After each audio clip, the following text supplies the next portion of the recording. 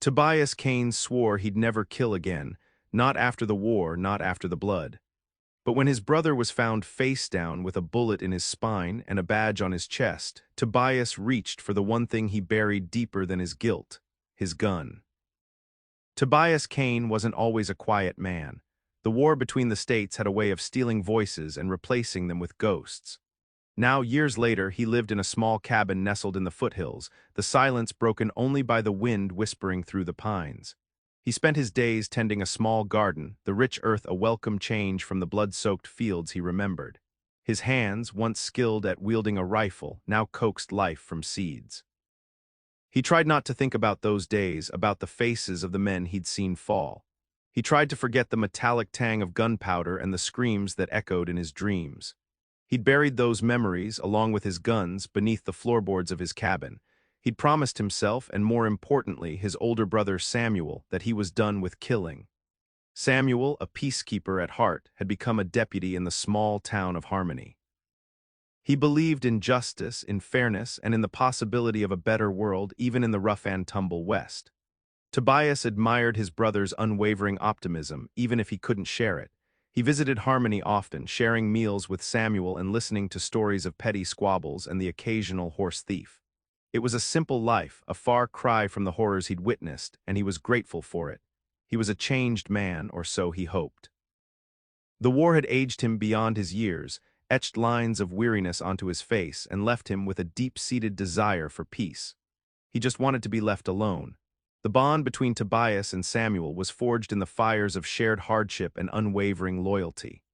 Samuel, older by 5 years, had always looked out for Tobias, shielding him from the worst of their father's temper and encouraging his love of books and nature. When the war came, Samuel had tried to dissuade Tobias from enlisting, knowing the darkness that lurked within his younger brother. But Tobias, fueled by a sense of duty and a desire to prove himself, had ignored his pleas. Now sitting on the porch of his cabin, whittling a piece of wood into a small bird, Tobias remembered the day he made the promise. He was home on leave, haunted by what he'd seen. Samuel had found him sitting by the river, staring blankly at the water. He didn't preach or lecture, he simply sat beside him, offering a silent presence. Finally, Tobias had spoken, his voice raspy with unshed tears. "I can't do this anymore, Samuel, I can't kill again." Samuel had placed a hand on his shoulder, his grip firm and reassuring. "Then don't," he'd said.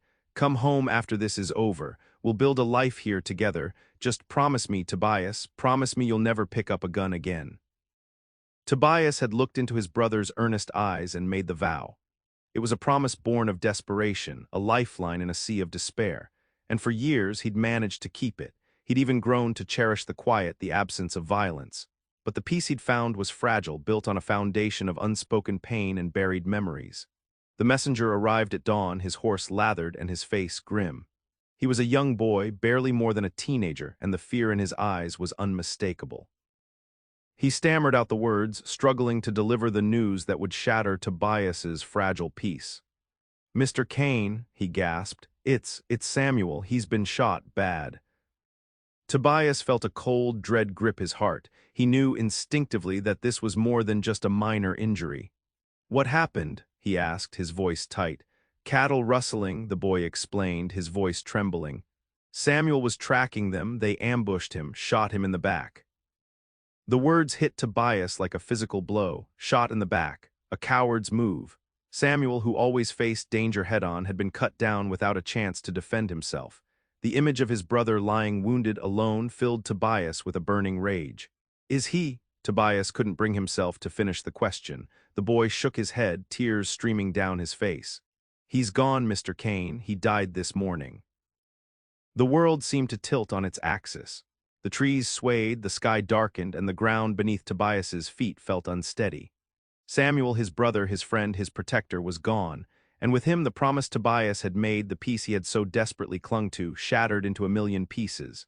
The ghosts of the war stirred within him, whispering promises of vengeance. The quiet life was over. For hours, Tobias remained motionless, the boy's words echoing in his mind. The sun climbed higher in the sky, casting long shadows across the valley, but Tobias didn't notice. He was lost in a whirlwind of grief, anger, and confusion. The promise he had made to Samuel weighed heavily on his soul. To break it would be to betray his brother's memory, to undo the fragile peace they had both worked so hard to build. But how could he stand idly by while Samuel's killer went unpunished? How could he honor his brother's memory by doing nothing? The thought of Samuel's murderer walking free, laughing about his cowardly act, was unbearable. Justice demanded action, but his promise forbade it. He wrestled with his conscience, pacing the small cabin like a caged animal. He remembered Samuel's unwavering belief in the law, his dedication to fairness, even when it was difficult. Would Samuel want him to seek revenge, or would he want him to uphold the principles he had lived by? The answer, he knew, was complicated. Samuel was a good man, a man of peace.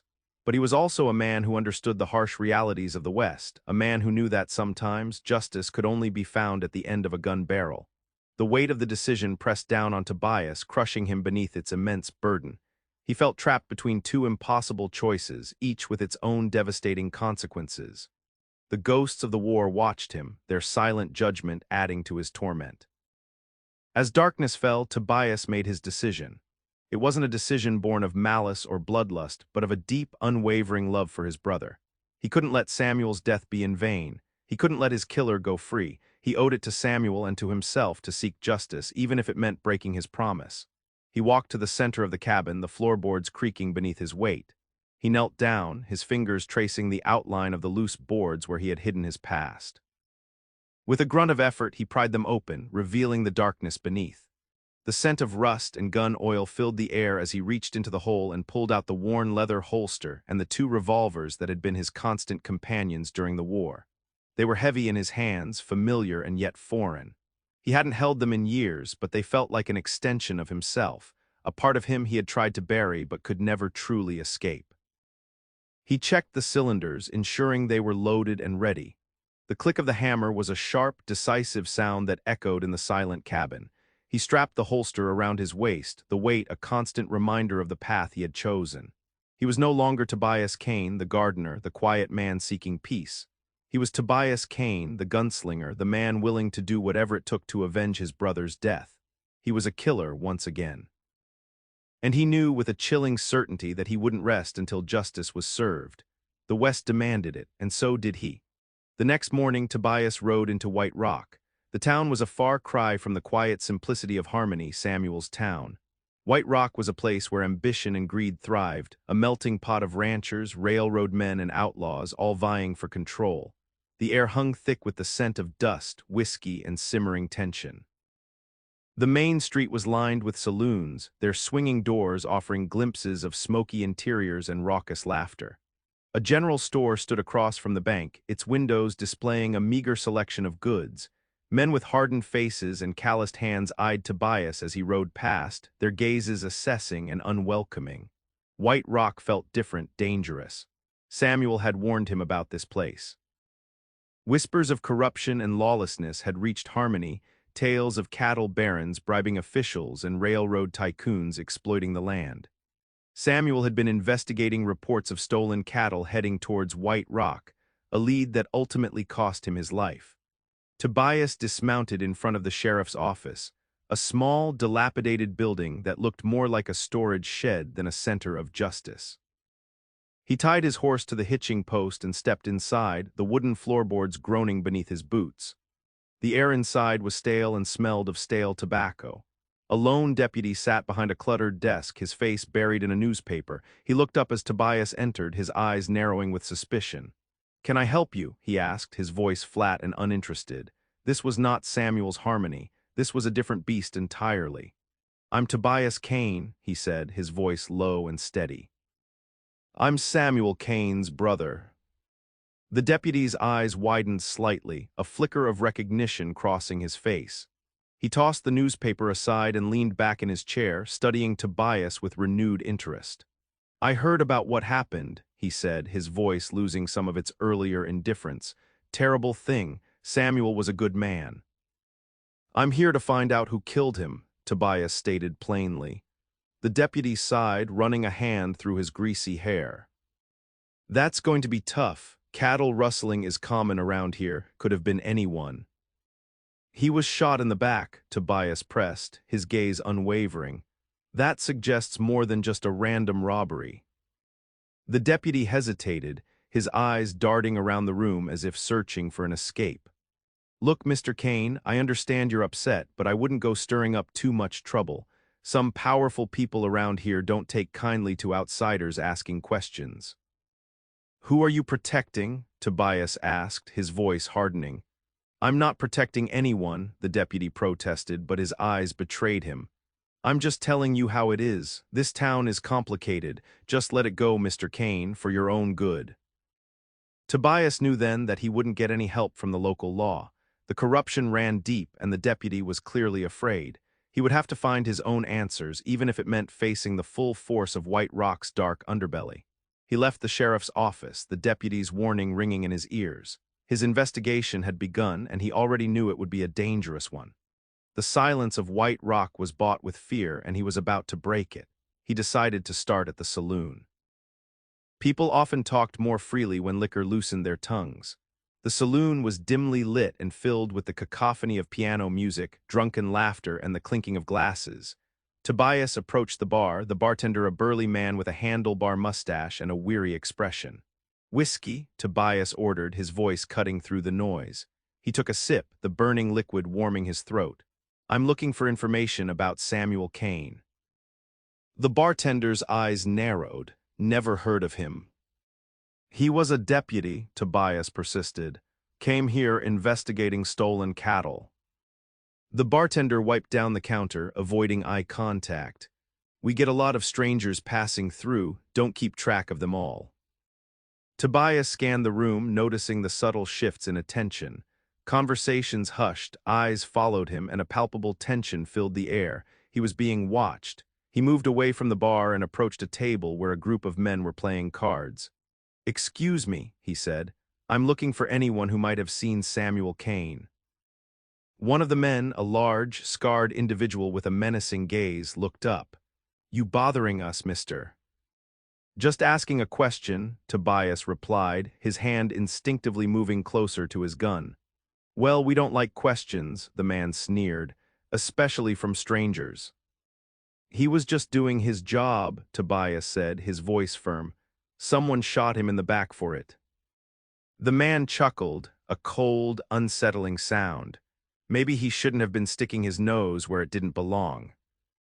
Another man at the table chimed in, his voice dripping with sarcasm. "Maybe you should just move on, mister, before something bad happens to you too." Tobias knew he wasn't going to get anything from these men. The town's silence was a fortress, and he was just one man trying to breach its walls, but he wouldn't be deterred. He would keep asking questions, keep pushing until someone cracked. He wouldn't let Samuel's death be swept under the rug. The veiled threats were a clear message. White Rock had secrets, and it would protect them at any cost. As Tobias left the saloon, a name lingered in his mind: Slade. He'd overheard snippets of conversations, hushed whispers that always ended abruptly when he drew near. Slade. The name carried a weight, a sense of power and fear. He learned that Jedediah Slade was a wealthy rancher, controlling vast swathes of land and wielding considerable influence in White Rock. Slade had a reputation for ruthlessness. Stories circulated of men who had crossed him, only to disappear without a trace. He was known for his quick temper and his even quicker draw. And according to some of the more guarded whispers, he had been losing cattle lately, a potential motive for wanting a deputy like Samuel Cain out of the picture. Tobias decided to pay Slade a visit. He rode out to the ranch, a sprawling complex of buildings nestled in a valley a few miles outside of town. The main house was a large, imposing structure, a testament to Slade's wealth and power. As Tobias approached, he was met by two armed guards, their faces grim and unwelcoming. "What's your business?" One of them demanded, his hand resting on his gun. "I'm here to see Jedediah Slade," Tobias replied, his voice calm but firm. "Slade's a busy man," the guard sneered. "He doesn't have time for just anyone." "Tell him Tobias Cain is here," Tobias said, his eyes unwavering. "He'll see me." The guards exchanged glances, a flicker of uncertainty in their eyes. They knew the name, they knew why he was there. After a moment of hesitation, one of them turned and disappeared into the house. Tobias waited, the tension building with each passing second. He knew this confrontation could be explosive, but he was prepared to face whatever came next. He had a feeling Slade knew more than he was letting on. The guard returned, his expression unreadable. "Slade will see you," he said curtly, gesturing towards the house. Tobias followed him inside, the interior of the house a stark contrast to the rough exterior. Rich carpets lined the floors, expensive furniture filled the rooms, and paintings adorned the walls. It was a display of wealth and power designed to intimidate. Slade was waiting for him in a large study, seated behind a massive oak desk. He was a large man with a weathered face and piercing blue eyes that seemed to bore into Tobias's soul. He didn't offer a greeting, simply stared at Tobias with a cold, assessing gaze. "Tobias Cain," Slade said, his voice deep and gravelly. "I expected you sooner." "I'm here about my brother, Samuel," Tobias replied, meeting Slade's gaze without flinching. "He was investigating cattle rustling. It led him here." Slade chuckled, a low, menacing sound. "Cattle rustling is a problem for everyone, Mr. Cain. I lost a good number of head myself." "He was shot in the back," Tobias pressed. "That's not the work of a common thief." "Accidents happen," Slade said, his eyes narrowing. "The West is a dangerous place." "He was getting close to something," Tobias insisted. "Something you didn't want him to find." Slade leaned back in his chair, his gaze unwavering. "Are you accusing me of something, Mr. Cain?" "I'm asking questions," Tobias replied, "and I won't stop until I get answers." Slade stood up, his imposing figure looming over Tobias. "You're a brave man, Mr. Cain, or a foolish one. This is my land, my town. I suggest you leave before you regret it." "I'm not afraid of you, Slade," Tobias said, his hand instinctively moving towards his gun. Slade smiled, a chilling, predatory expression. "Maybe you should be."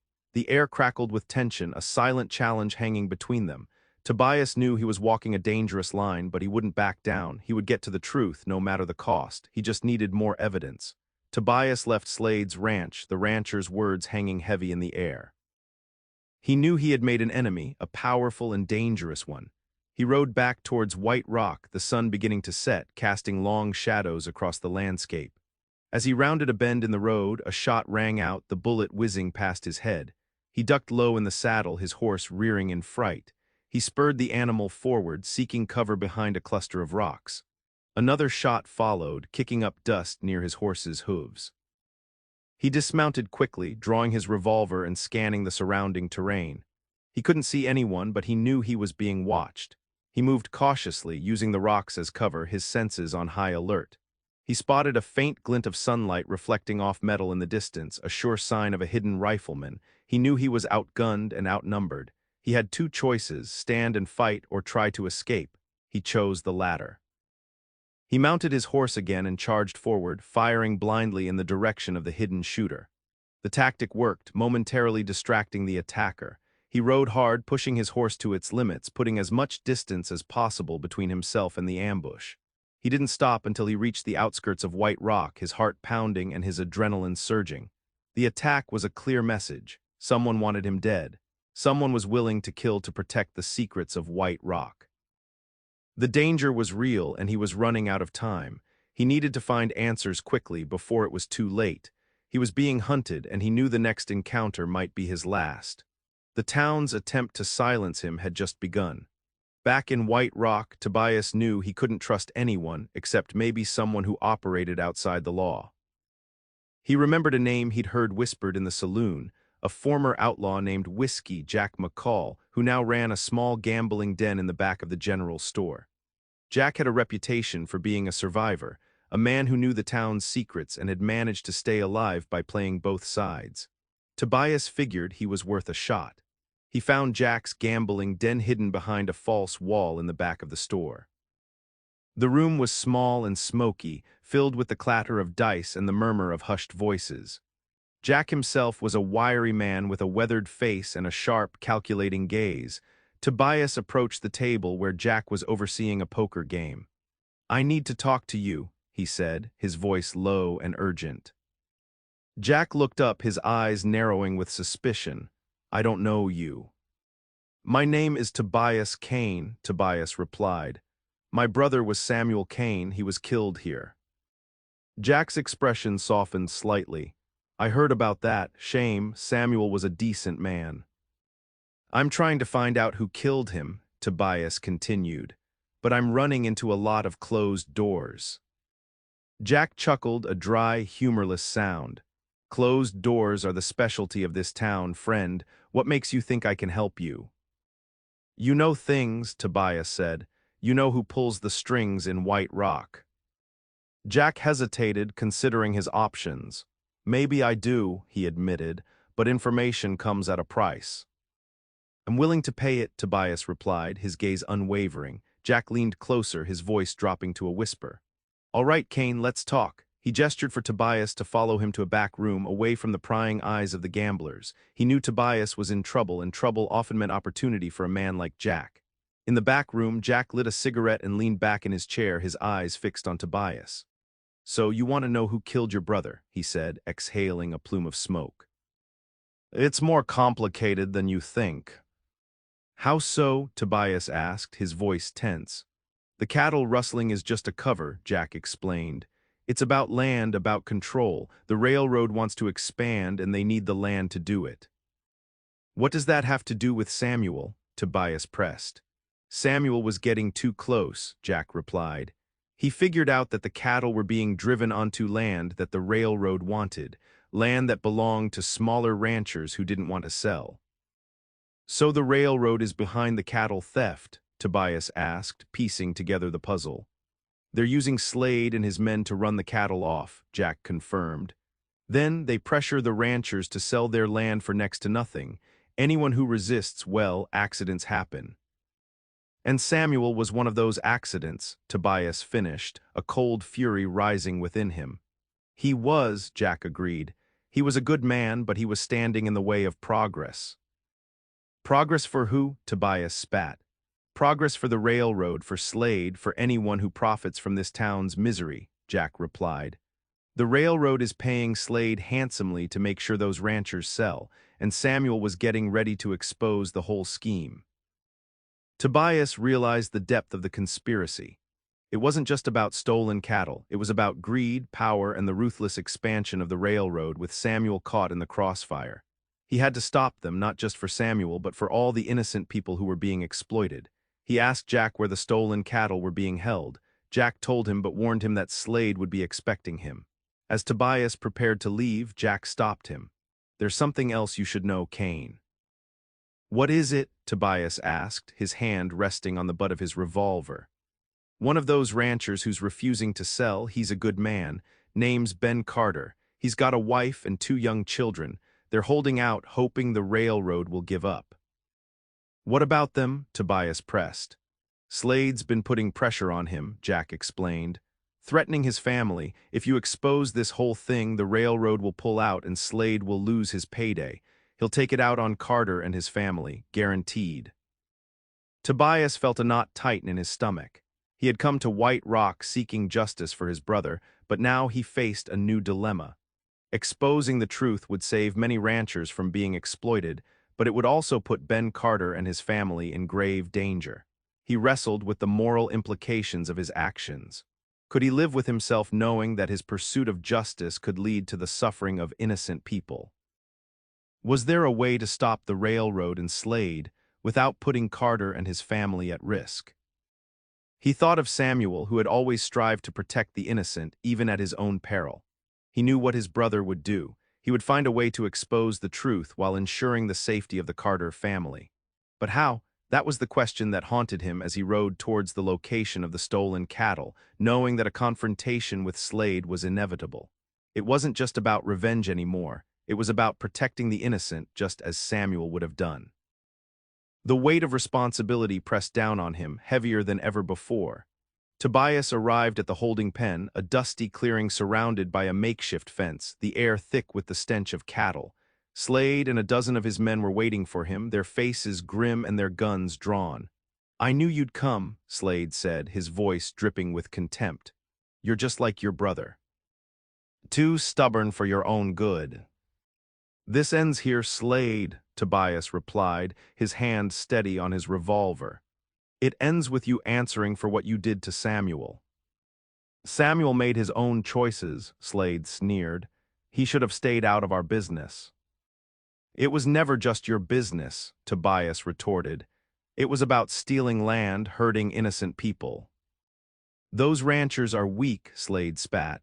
They can't survive in this world. The railroad is offering them a fair price. A fair price at the end of a gun barrel, Tobias challenged. Enough talk, Slade growled, drawing his own weapon. Let's finish this. The gunfight erupted in a hail of gunfire. Bullets whizzed through the air, kicking up dust and splintering wood.